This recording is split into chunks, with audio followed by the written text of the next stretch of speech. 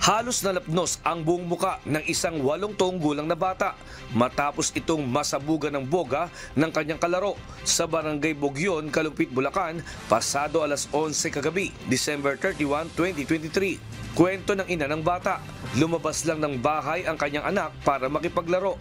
Subalit pag-uwi nito, aksidente naman na naputukan ng boga ang muka ng anak nito ng isa sa kanyang mga kalaro. Agad naman itong naisugod sa Bulacan Medical Center Hospital. Ang problema, dinaday nito ang kanyang mata at sugat sa muka.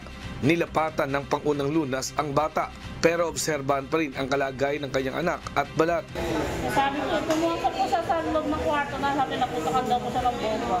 Samantala, naputukan naman ng 5-star ang kanang paa ng 27 anyos na si Ed Justin Taluso na taga Santissima, Malolos, Bulacan.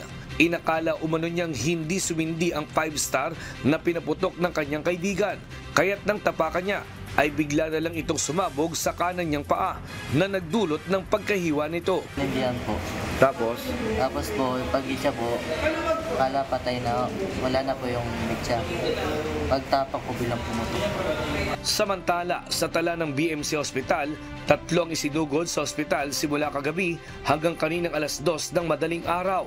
2 sa mga ito ang naputukan ng 5-star at isa naman ang dahil sa boga.